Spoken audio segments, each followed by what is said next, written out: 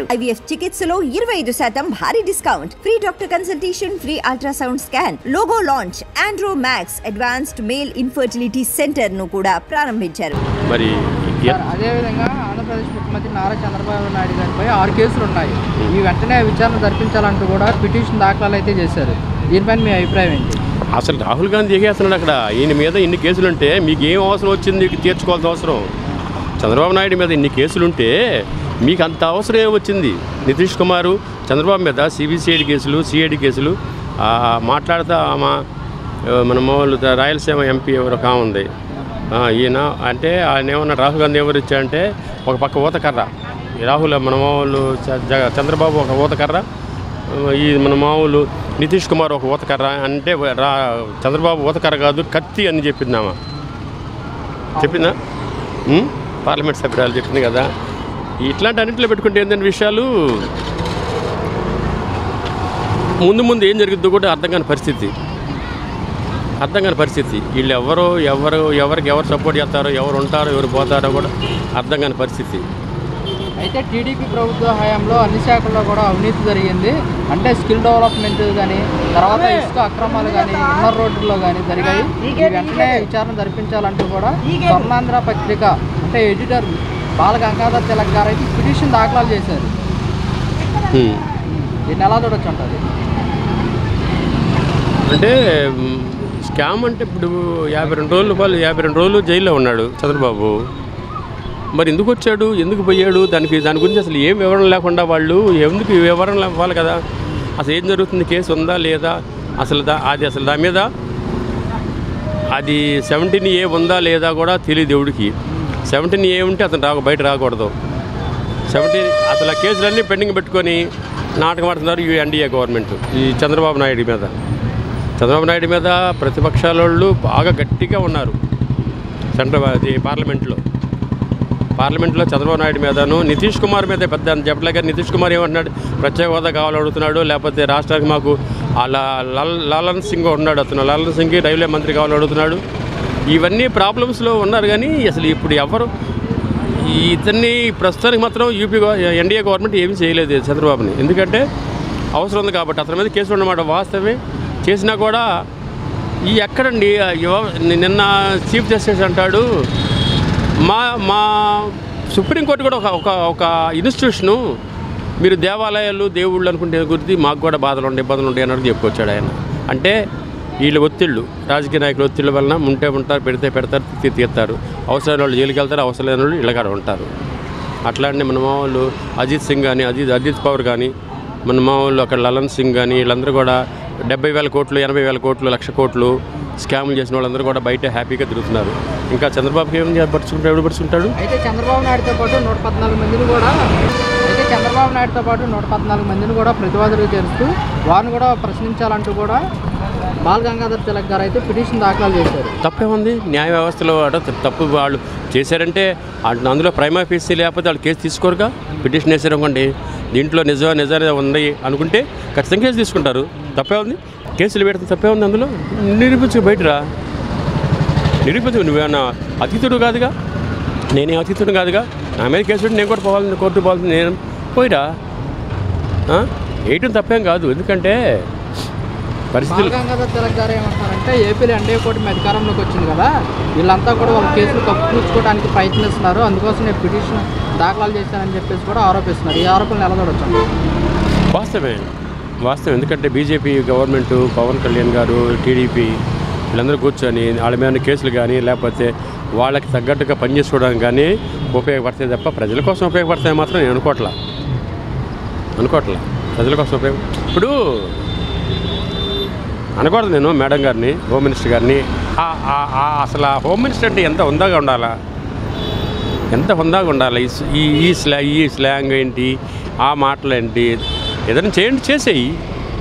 ఎందుకు ఈ సొల్లు ఒకటంతా టీవీల్లో యూట్యూబ్లో ఎందుకండి ఇవన్నీ మాటలు? నువ్వు చేయాలని చేసేయి, సీరియస్గా ఉండాలి. ఒక హోమ్ మినిస్టర్ అంటే ఏమన్నావు? ఆర్డినరీ కాదు ఏమన్నా. అసలు ఎంత సీరియస్గా ఉండాలి? ఆటకాయతనంగా చిన్న పిల్లలకి ఇచ్చేసినట్టు ఉంది. ఎవరు లేరు, ఇంకా ఆల్టర్నేటివ్ ఎవరు లేరు. దానివల్ల ఆంధ్రప్రదేశ్ ముఖ్యమంత్రి నారా చంద్రబాబు నాయుడుపై కేసులు ఉన్నాయి, వాటిని విచారణ జరిపించాలంటూ కూడా హైకోర్టులో పిటిషన్ అయితే దాఖలు చేశారు. ఎవరికి? చంద్రబాబు నాయుడు. ఇప్పుడు 53 రోజులు జైల్లో పెట్టించారు చంద్రబాబు నాయుడు గారిని. దాని గురించి ఏ ఆధారాలు లేవు. అక్రమంగా అరెస్ట్ చేసిందని ప్రజలందరికీ తెలుసు. అది ఇంకేం కేసులు అంటే ఆయన మీద కేసులు 34 కేసులు ఉన్నోడే బయట తిరుగుతున్నాడు. ఏ కేసులు లేనోడు లోపల అన్యాయంగా వేసి ఉంచారు 53 రోజుల నుంచి. ఇంకెక్కడ న్యాయం ఉంది? అది దొంగోడు బాగానే తిరుగుతున్నాడు. నిరుకొచ్చే వరకు మాత్రం అదే దోషులు శిక్షించాలి. శిక్షించకుండా అలా వదిలేస్తుంది. కోర్టు కూడా పట్టించుకోలేదు, పోలీస్ డిపార్ట్మెంట్ కూడా సరి పట్టించుకోలేదు. అప్పట్లోను అంతా ఆయన చేతిలో ఉంది అధికారం అంతాను. ఇంకా అంతమించి ఇంకేముంటుందండి. ఇంకా హయాంలో అన్ని శాఖల్లో కూడా అవినీతి జరిగింది అని చెప్పేసి కూడా స్వర్ణాంధ్ర పత్రిక ఎడిటర్ బాల గంగాధర్ గారు అయితే హైకోర్టులో పిటిషన్ దాఖలు చేశారు. అలాంటిది ఏం జరగలేదండి. టీడీపీ ప్రభుత్వంలో మటుకు అలాంటిది అన్యాయంగా అక్రమంగా ఎలాంటివి ఏం లేవు. ఇవన్నీ వాళ్ళు కల్పించి పెట్టినవి. వైసీపీ వాళ్ళు అన్నోళ్ళు వాళ్ళు కల్పించి పెట్టినవి తప్ప ఏమైనా ఉంటే వాళ్ళు నిరూపించాలి కదా. నిరూపించుకుంటే లోపల వేయచ్చు. ఎవరైనా ఒకటే, చట్టానికి ఎవరైనా ఒకటే. నిరూపించి లోపల వేయించు బాగుంటుంది. ఏమీ లేనిది దొంగ పెట్టించుకోవడము, దొంగ సర్టిఫికేట్లు తీసుకురావడం ఇవన్నీ అనవసరం కదండి. అయితే చంద్రబాబు నాయుడుతో పాటు కూడా 114 మందిని కూడా ప్రతివాదులుగా చేర్చారు. వాళ్ళందరినీ కూడా ప్రశ్నించాలంటూ కూడా బాల గంగాధర్ తిలక్ గారు అయితే పిటిషన్ దాఖలు చేశారు. దీన్ని ఏ విధంగా చూడొచ్చు అంటారు? కేసులు పెట్టారండి. దాని గురించి అసలు చేశారా చేయలేదా మరి నిరూపించాలి కదా. దాని గురించి నిరూపించిన తర్వాత దోషులైతే కఠినంగా శిక్షించాలి. ఎవరైనా ఒకటే. ఏమీ లేకుండా నువ్వు దొంగ అని చెప్పి అంటూ సుఖం ఏముంది? నిరూపించాలి కదా. నిరూపించకుండా నువ్వు చెప్తే సుఖం లేదు కదా. ఇప్పుడు అధికారంలో నువ్వు ఉన్నప్పుడు, గత ప్రభుత్వ అధికారంలో ఉన్నప్పుడు నువ్వేం చేయగలవు? అన్ని శాఖలు నీ చేతిలో ఉన్నాయి. మరి అప్పుడే నువ్వు అరెస్ట్ చేయాలి కదా. చేయకుండా ఆడు దొంగ ఈడు దొంగ అని చెప్పుకుంటే సుఖం ఏముంది? ఏపీలో ఎన్డీఏ కూటమి అధికారంకి వచ్చింది కదా, వీళ్ళు కేసులు మొత్తాన్ని కూడా కప్పిపుచ్చుకుంటున్నారని బాల గంగాధర్ తిలక్ గారు ఆరోపిస్తున్నారు. ఈ ఆరోపణలు ఎలా చూడొచ్చు అంటారు? ఏమంటే ఇంకా అధికారంలోకి వచ్చి కనీసం 20 రోజులు కూడా అవ్వలేదు. ఎలాగే వీళ్ళు కప్పించుకుంటారు కేసులని? నేను ఇంకా టైం ఉంది కదా. ఇంకా టైం ఉండగానే మీరు అప్పుడు ఇంకా ఎక్కి నెల కూడా అవ్వలేదు. ఇంకా 20 రోజులు కూడా అవ్వలేదు. 20 రోజులు అవ్వకముందు కేసులన్నీ మాఫీ చేయించుకుంటున్నారు అని చెప్తే నమ్మేది ఎవరు? ప్రజలు ఎవరు నమ్మరు. అది ప్రజలందరికీ తెలిసి ఎవడు మంచివాడు ఎవడు దొంగ అనేది ప్రజలు ఆలోచించి అజగ్గ మెజారిటీతో గెలిపించారు. కాబట్టి ప్రజలే తీర్పు ఇది అంతాను. వాడు ఈడు చెప్పిన మాట అనవసరం. వాడు దొంగ ఈడు దొంగ అన్నది అనవసరం. అది మరి బాల గంగాధర్ తిలక్ గారు ఈ పిటిషన్ వేయటాన్ని ఎలా చూస్తారు? వేస్తుంటారండి. ఈకనే ఉంటారు. వాళ్ళు ఏదో తప్పించుకోవడానికి వాళ్ళు కేసులు మాఫీ చేసుకోవాలి. మాఫీ చేసుకుంటాని కోసం వాడి మీద బురద జల్లాలని చెప్పేసి చెప్తూ ఉంటుంటారు. అన్నీ గుర్తు మాటలు అన్నీ. సార్, ఆంధ్రప్రదేశ్ ముఖ్యమంత్రి నారా చంద్రబాబు నాయుడు పైన 6 కేసులు ఉన్నాయి. వీటిని వెంటనే విచారణ జరిపించాలంటూ కూడా కోర్టులో పిటిషన్ దాఖలు చేశారు. దీన్ని ఏ విధంగా చూడొచ్చు? ఆ కేసులన్నీ మొత్తం ఫ్రాడ్ కదా. ఆ కేసులు నిలబడవు, ఊరికే వేసినాయి పాతాయి. టీడీపీ ప్రభుత్వ హయాంలో అన్ని శాఖల్లో కూడా అవినీతి జరిగింది. స్కిల్ డెవలప్మెంట్స్ కేసు, అలాగే ఎన్ఆర్ రింగ్ రోడ్డు, వీటిపైన కూడా విచారణ త్వరగా జరిపించాలంటూ కూడా స్వర్ణాంధ్ర పత్రిక బాల గంగాధర్ తిలక్ గారు అయితే పిటిషన్ దాఖలు చేశారు. కోర్టే కొట్టేసింది. ఇంకేముంటాయి కేసులు అవి? మరి ఏంటి ఎలాంటి పిటిషన్ దాఖలు చేయడాన్ని ఎలా చూడొచ్చు అంటారు? తప్పది, అవి పెట్టినా నిలబడవు.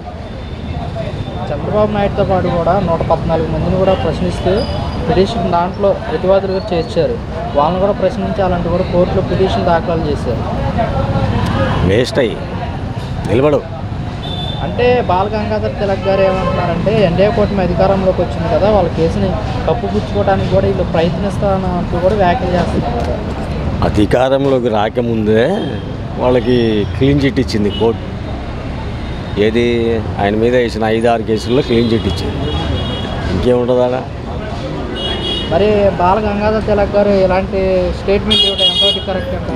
ఏమో మనకేం తెలుసు. ఆ బాల గంగాధర్ తిలక్ ఎవరో మనకు తెలియదు. ఏంటి అంటే ఆయన స్వర్ణాంధ్ర పత్రిక ఎడిటర్ అండి, పేపర్ పత్రిక. మనం ఎప్పుడు వెళ్ళలేదు ఆ స్వర్ణాంధ్ర పత్రిక తిలక్ అని. మరి ఆయన పాపులారిటీ కోసం వేసిండేమో. వేసినా కానీ వేస్టే అది.